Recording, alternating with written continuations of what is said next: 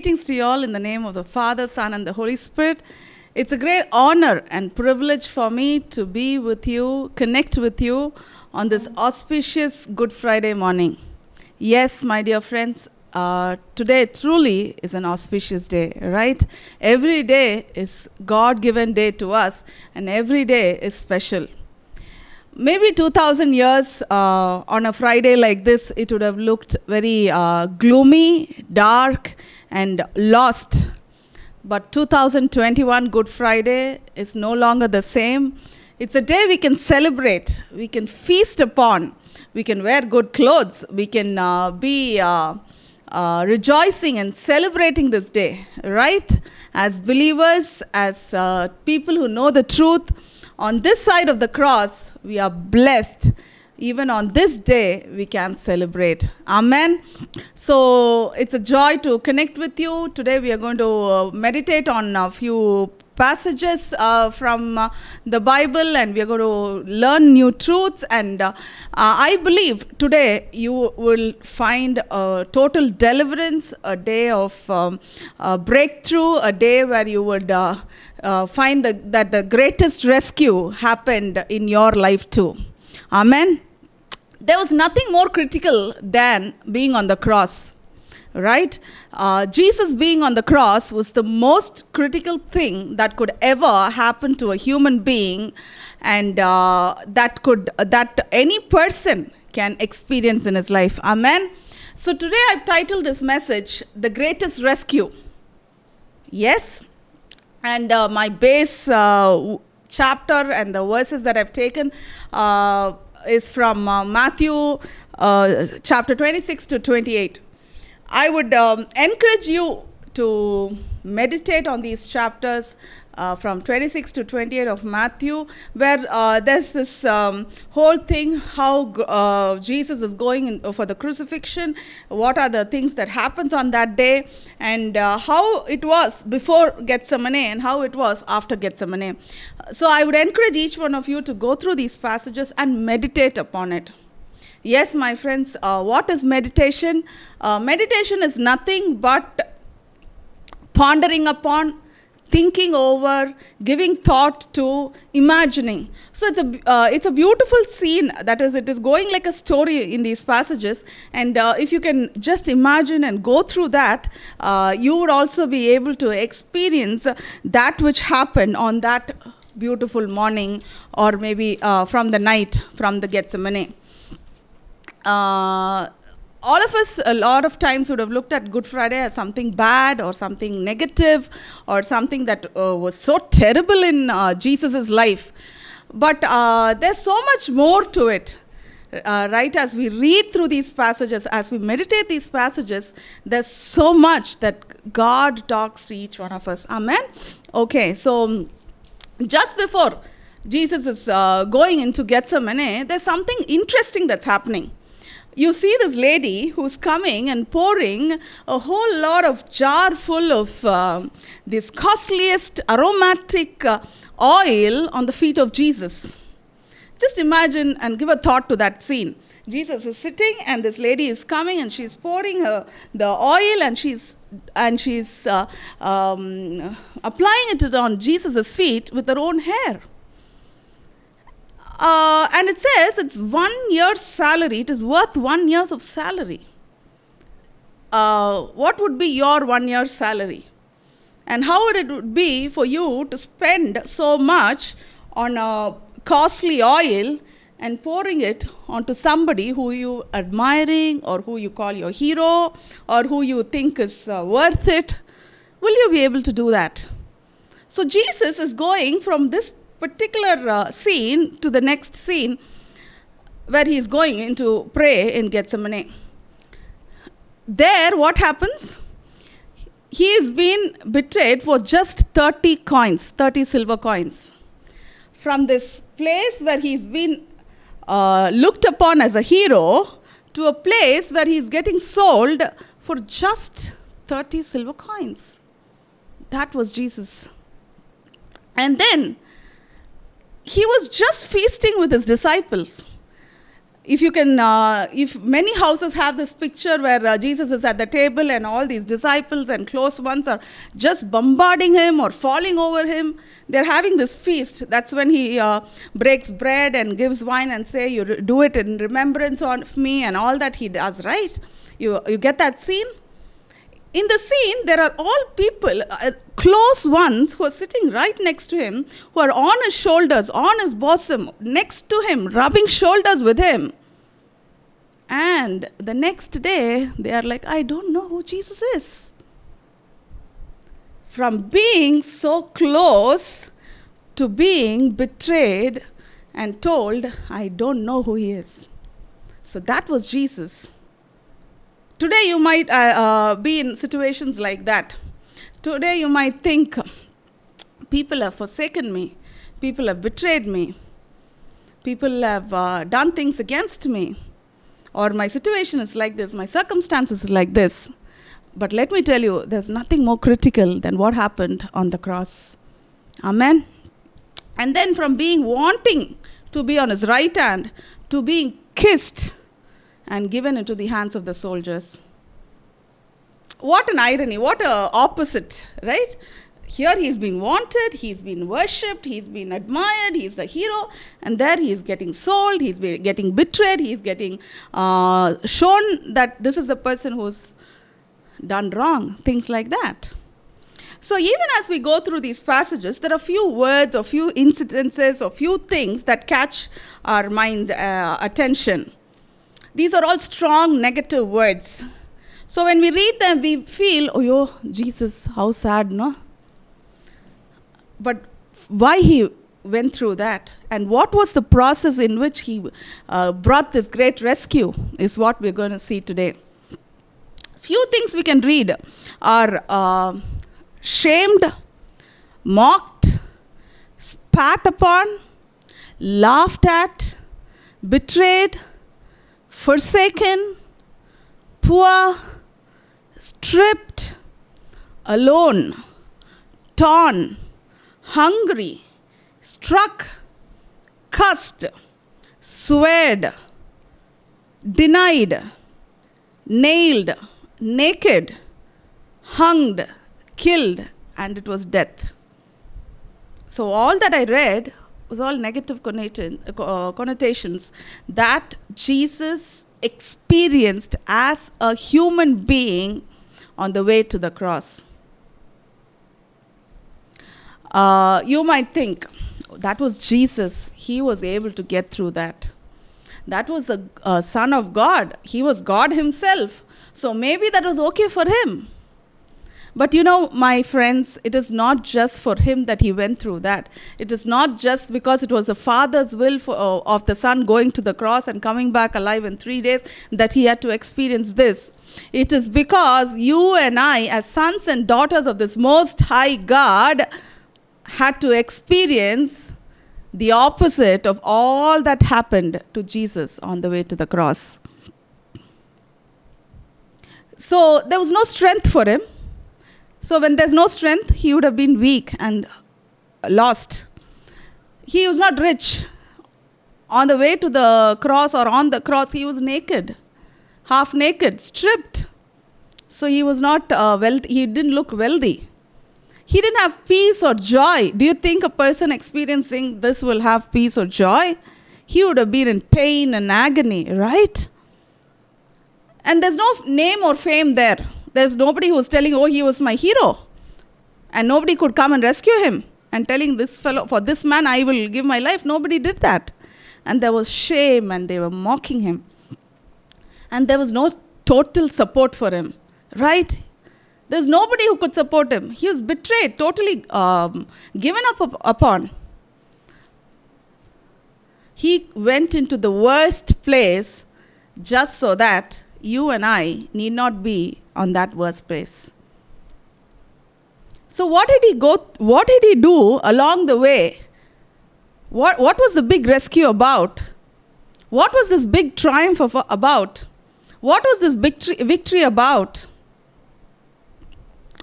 If you've been following all our messages at Practical Christian Church YouTube channel and coming to our church regularly, you would have heard this testimony about how my mom was in the hospital and she got healed, and she was with this severe sepsis, and how she was healed miraculously. And this testimony I'm sure you would have heard. So I'm not going into the big details about it.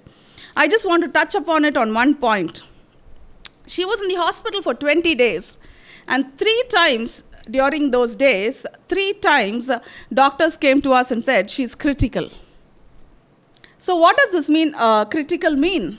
What was going on that they called her critical? It was beyond their capacity. It was beyond their understanding of how to treat her. It was beyond their ability. It was beyond their knowledge. It was beyond their strength. It was beyond the medicines and the instruments that supporting her body, and it was beyond all these inventions. So they had to come to us and say, she's critical. We are giving her the last dose for this so-and-so problem. If she's going to respond to this, okay, else we have no other choice. So it was beyond them, beyond the medicine. And that situation is called critical. The same way, Jesus was in a critical situation, even though he could have saved himself. The only person who could have saved himself or who could have rescued himself was he himself. But he did not do it. Nor could any human being there at that point of time in this world could have saved him. Right? So that was the critical point in which Jesus was standing. Just so that you and I need not go through these critical things of this world. From that toughest point, from that hardest situation, from that most difficult, critical crisis, he brought victory to us. All along, what all did he bring is what we are going to see for the next 20 minutes. Amen. He got shamed, right?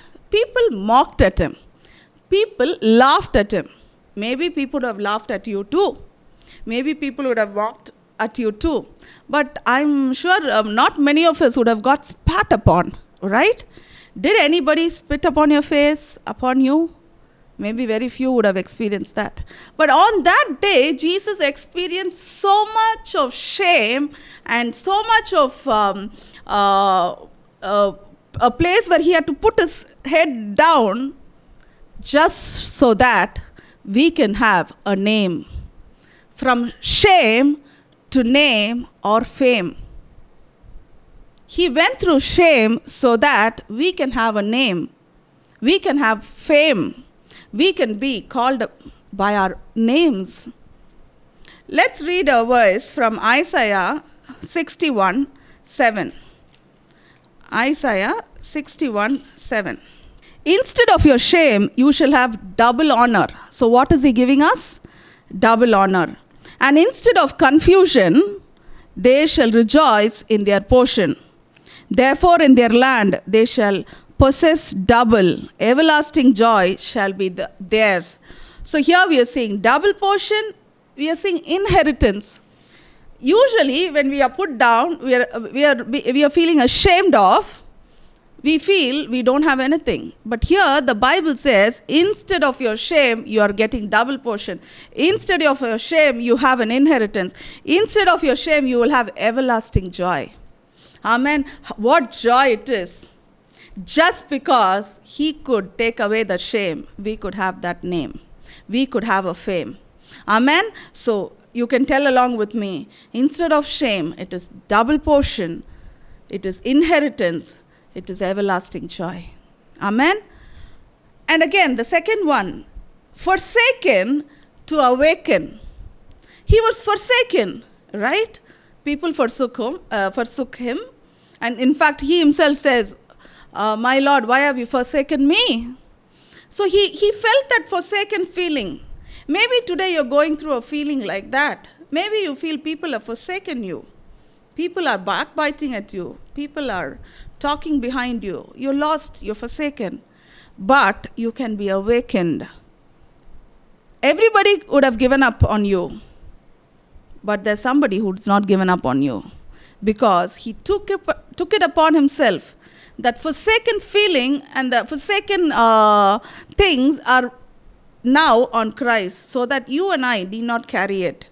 You can be awakened to his righteousness. He has made you and I his righteousness, so we need not be forsaken. In Deuteronomy 31:8, I will encourage you to take it along with me. Deuteronomy 31:8. It says, he is the one who goes before you. He will be with you. He will not leave you or forsake you. Do not fear, nor be dismayed. You will never be forgotten. That's what this verse says. If you can just put it in simple English, you will never be forgotten. You will always be remembered. He will never leave you nor forsake you. People in this world may leave you. People, the situation around you, your job, your money, your health, everything may forsake you. But there's this God who says, I'm not going to forsake you. I'm not forgotten you.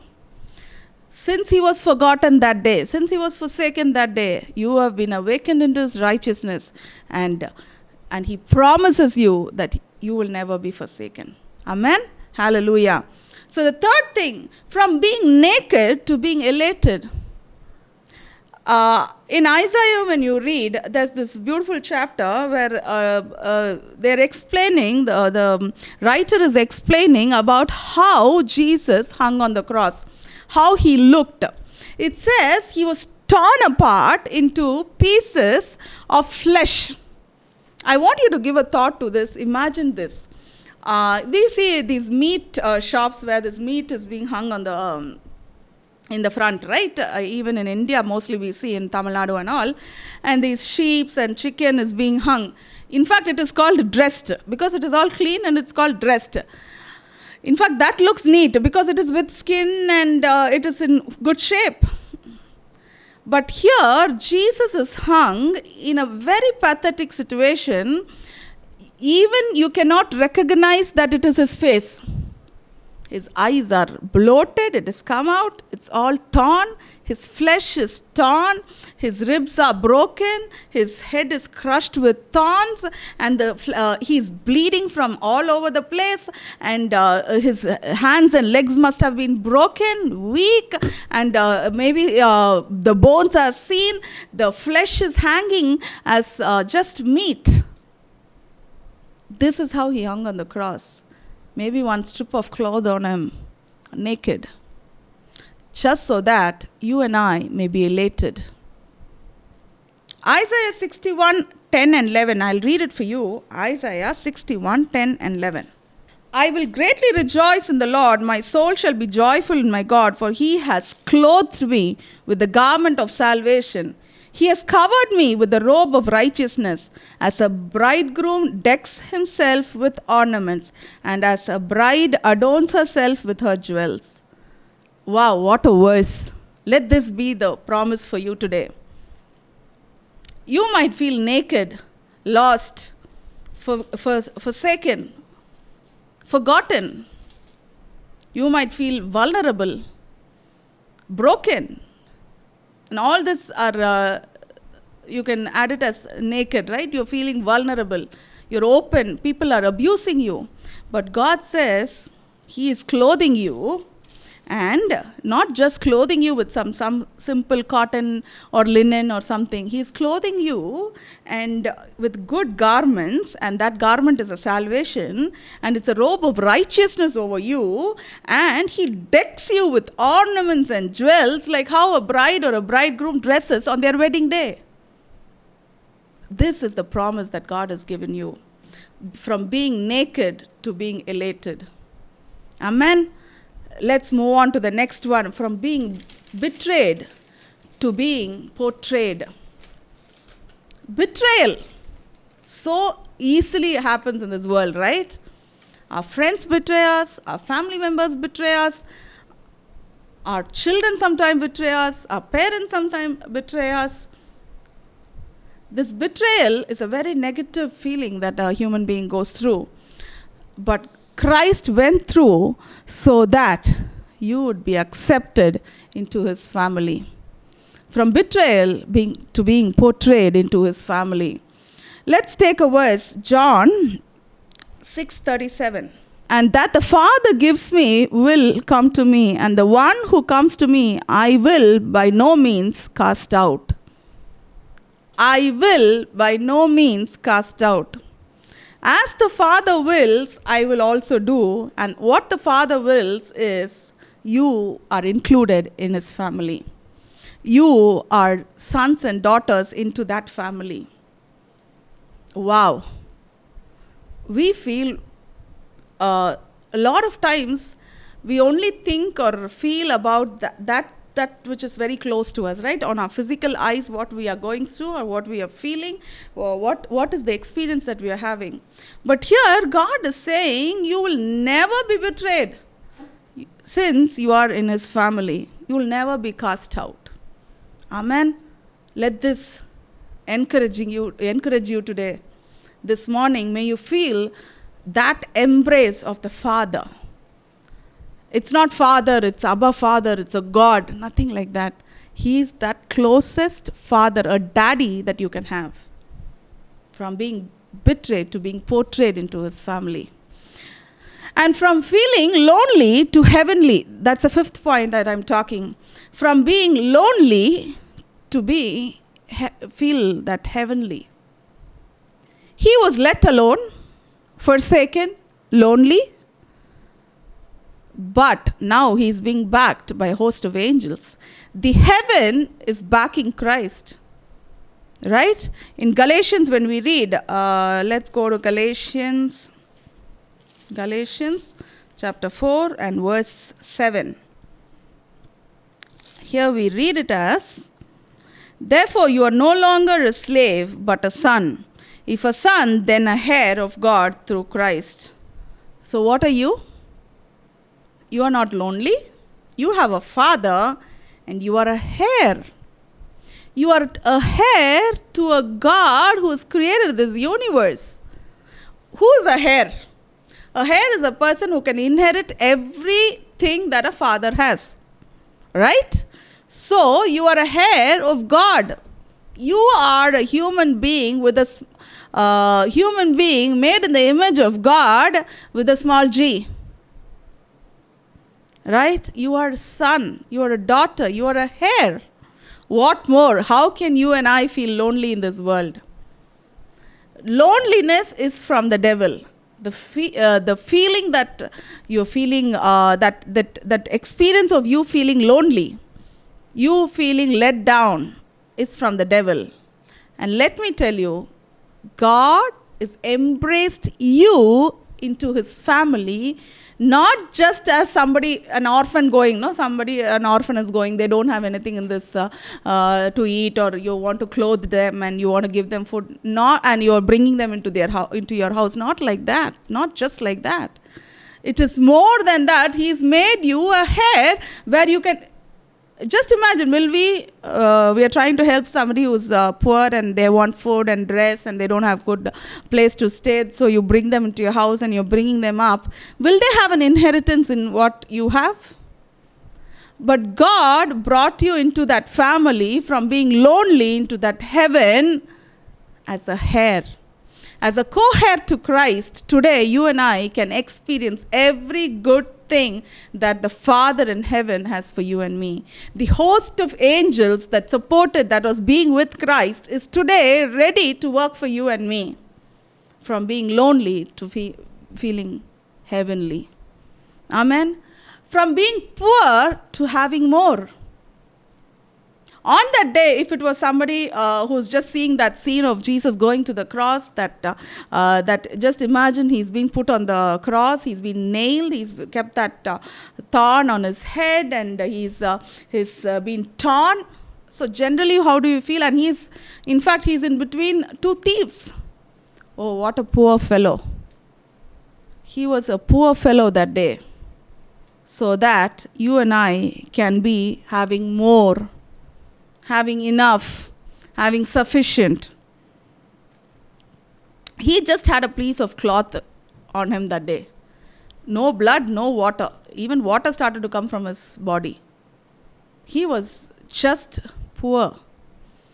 But today he promises, 2 Corinthians, this is a beautiful verse, a verse that always encourages me. 2 Corinthians 9:8. All sufficiency in all things.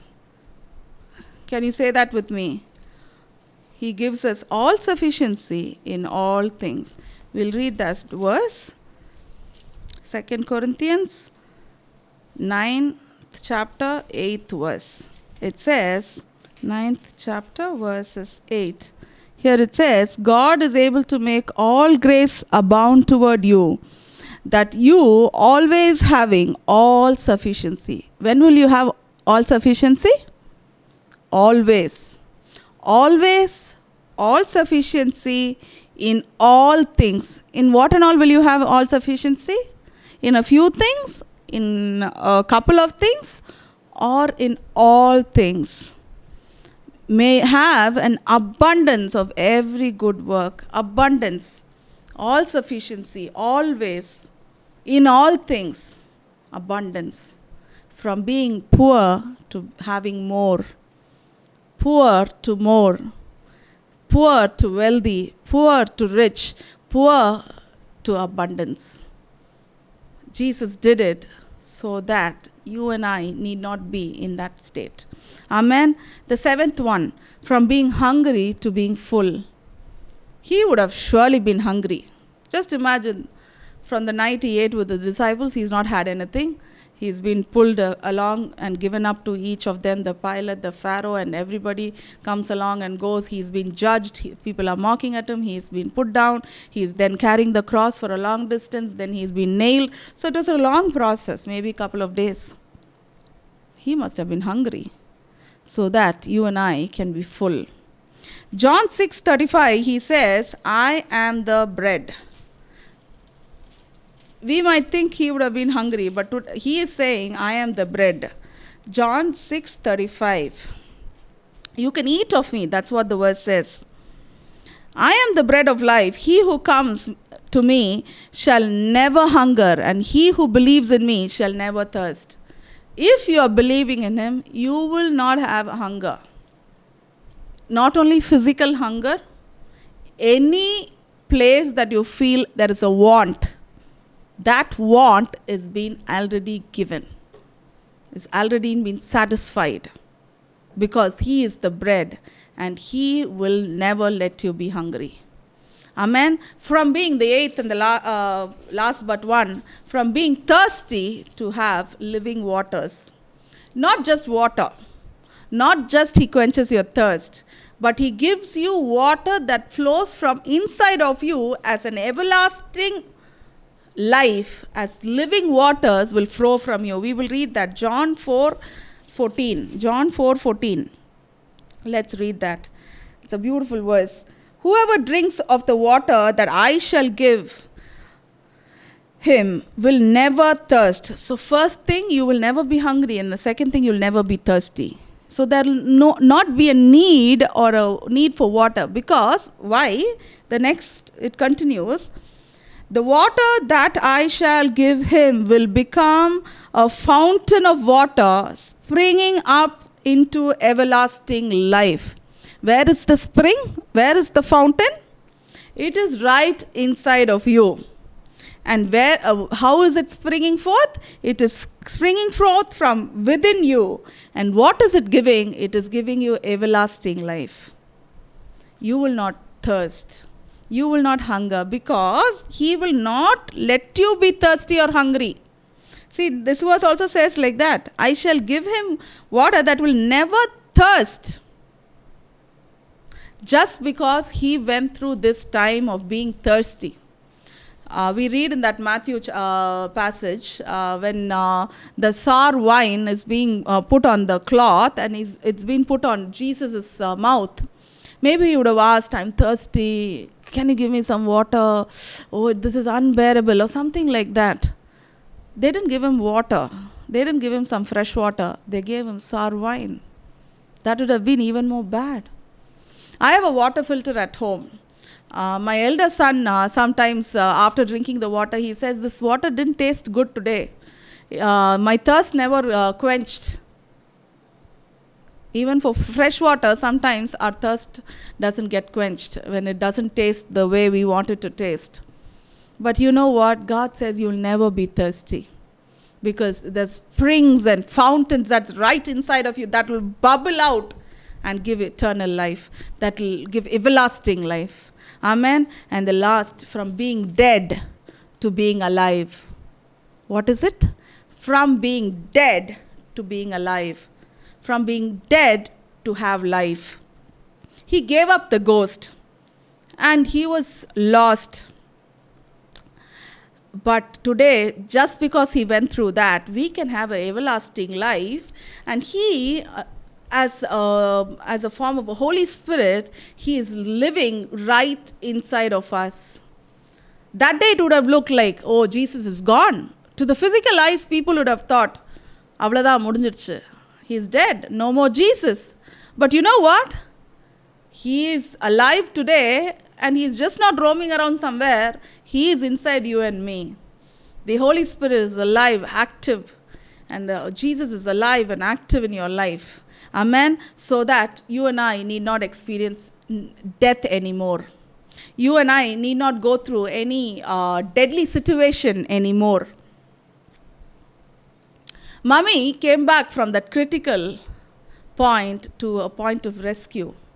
Today, the cross has brought us from that most difficult, critical, hard place to a place of rescue, a place of victory, a place of joy, a place where we can rejoice.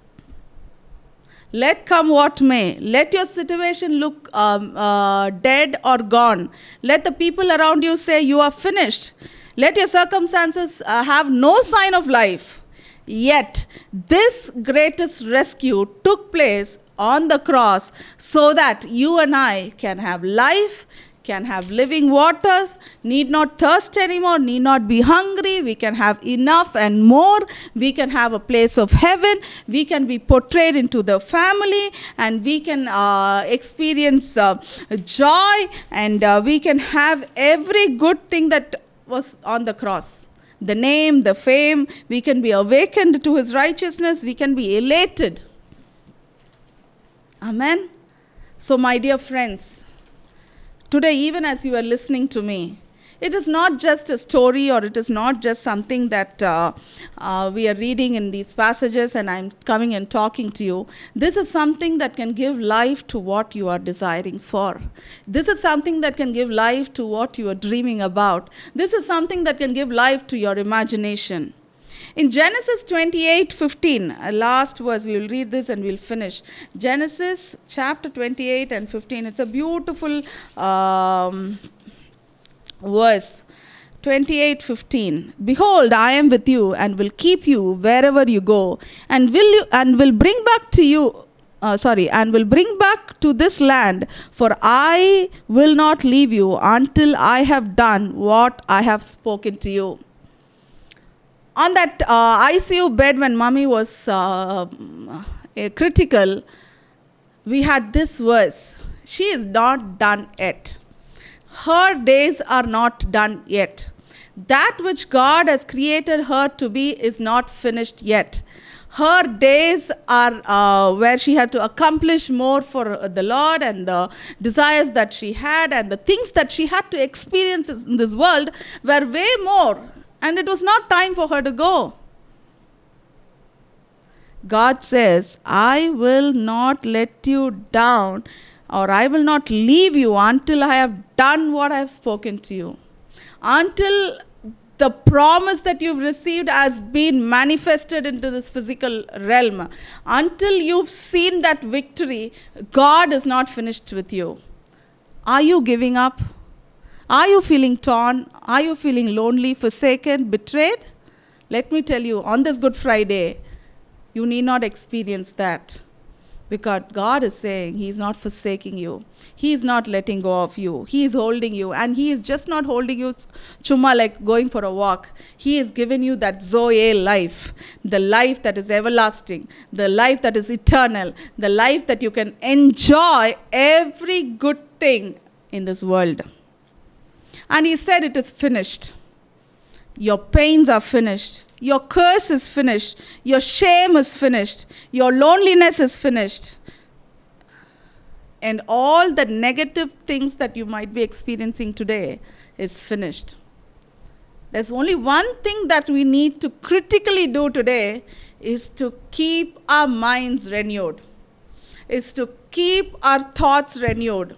Is to make sure that we keep thinking thoughts that are good. Thinking thoughts that are in line with the word. Thinking the thoughts that how Jesus would have done. So that you can have the same victory that what Jesus experienced. From that toughest situation to that greatest rescue and seeing victory. Sometimes people feel that when we are seeing a movie like A Passion of Christ or going and reading these passages, maybe we are in tears or your power, Jesus went through this so much, how much pain he would have gone through and all that, we might think God is happy. But God is not happy with that. He's in fact sad about things like when we don't experience this goodness. Right? When we don't experience that which has been got on the cross, when we don't experience that joy, that peace, that health, that prosperity, that wealth, that feeling of joining into a family, that heavenly feeling, when we don't experience that, then God must be thinking, oh, I did so much for this child. But she or he is not able to experience.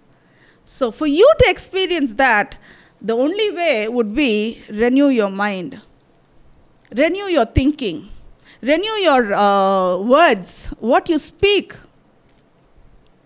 I'm in a WhatsApp group with my friends from school, and what happens is somebody puts up a new project that I've started, or a new restaurant I've started, new business I've started, I've got a new child, I've got married or something like that. I'm the first one to jump in and say, you are going to be blessed. The work that you're doing will be blessed. You will go great heights. Your business will grow. Your children will be great. And I put in words. They are not believers.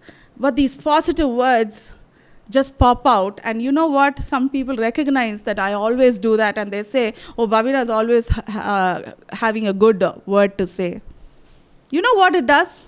It helps the other person to just build them up. So let's build people. Let our thoughts be renewed. Let our mind be renewed. Let's have this as something critical. Let's take this from this message. Let's be really serious about renewing our mind. You can read good books on the truth. You can hear so many messages that are coming off the truth, not just any other Christian message, so-called Christian message. Messages that will renew your mind. Books that will renew your mind. Let your words be enlightened. Let your words, your thoughts, your actions be enlightened to all that what Christ did and got for us in this great rescue to the cross. Amen. What a joy today, to be in this Good Friday, to celebrate a Friday like this, when darkness was vanished, when death was vanished, when light came into this world, when life became everlasting. Amen. Thank you for joining us today. Shall we pray? We'll have communion, so those of you who are at home, you can take the elements. It can be a juice, coffee, water, whatever you have at home as in remembrance as wine, and you can have some bread or biscuit or chapati or whatever that is available to you. You can take it as a bread, and we can take part as one body. Amen. Shall we pray? Thank you, Father, for this beautiful, auspicious, wonderful Good Friday. A Friday, a day where we can celebrate, enjoy, and experience every good thing that has been written about us in this Word of God. We are no longer failures. We are no longer defeated. We are no longer lonely. We are no longer forsaken. We are no longer ashamed. We are no longer in any pain, hunger, or thirst. because you have given us everlasting life. You've given us life, Zoe, rivers flowing from us, and you've taken away our hunger and thirst. You've joined us into your family, made us your righteousness, robed us, you clothed us, you put on the ornaments on us, and Lord, you've taken away every negative to make it a positive life. Thank you. Thank you for what you did on the cross. Shall we all open our mouth and say, thank you. Thank you for the cross. Thank you for what you did on the cross. Thank you for this great rescue from that most critical, most difficult, from the toughest, hardest position to a place of victory, joy, abundance, everlasting life.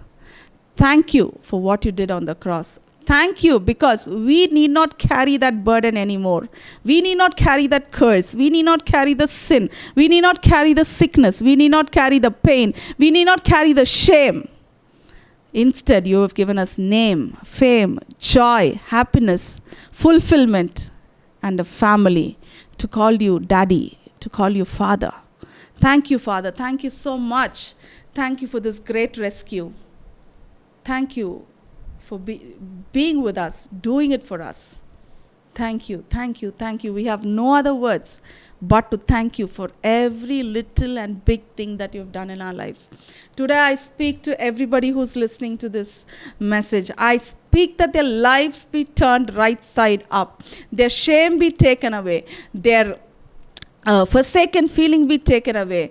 Their sadness and sorrow be taken away. Their pain and agony be taken away. Their sickness and diseases be taken away. Their poverty and their nakedness be taken away. I speak everlasting life. I speak Zoe. I speak joy. I speak peace. I speak a feeling of coming into the family. I speak embrace of the Father. I speak name. I speak fame. I speak prosperity. I speak healing in the name of Jesus. May they experience every good thing that has been written in the word, every promise that they've received. Let them take it and have it and inherit in their lives. Thank you, Father. Thank you, Jesus. Lord, as we take part in this communion, we know we are doing it in remembrance of you. This blood was shed for us. This bread was broken for us. Oh, his body was broken so that you and I may not be broken, so that you and I can have a complete health, completeness in our body, physical body. We will have a completeness in our physical body, complete healing, complete health, and a strength of a unicorn, a sharpness of an eagle. The mind of Christ operate for us. Thank you, Lord, for your blood. Your blood was shed so that we need not carry the curse. We need not go through the pain. We need not go through that sin, the effects of sin. And thank you for this cross. Thank you for this blood. Thank you for your body. And he took bread and he broke it and he said, do it in remembrance of me. This is a new covenant, a covenant between you and me. Shall we all eat of the bread?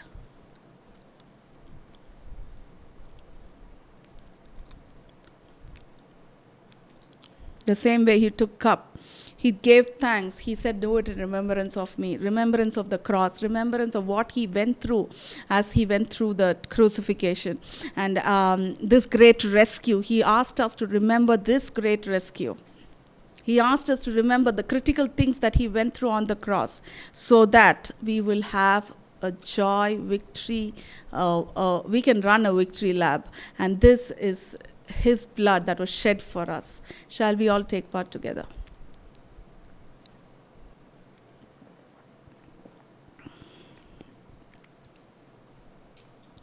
Thank you, Jesus. Thank you, Lord. Thank you for your body that was broken. Thank you for your blood that was shed. We have no other words to tell but thank you. Thank you for this relationship that you have given us. Thank you for the love. Oh, all this was possible just because he loved you and me. When we love our children, we go a double portion or double mile to help them or rescue them or do things for them. He loved us so much, He gave us His life. He loved us so much, He gave us His Son. He loved us so much, He gave up every drop of blood. He loved us so much, He took up the shame. He loved us so much, He had to wipe that spitting that was on Him. He loved us so much because He is the I am within you, working for you, working in you, working for you, working around you, making the crooked way straight, and bringing you to a place of victory. Thank you, Father. Thank you, Holy Spirit. Thank you, Jesus. Thank you for being with us. Thank you for talking to us. May we experience every good thing that has been got to us on the cross by Jesus. Amen. Amen. Amen. Thank you, friends, for joining us today. Do continue to listen to our videos and see our videos that are being posted on YouTube. Do contact us for your prayer request. I encourage you to keep renewing your mind. Thank you.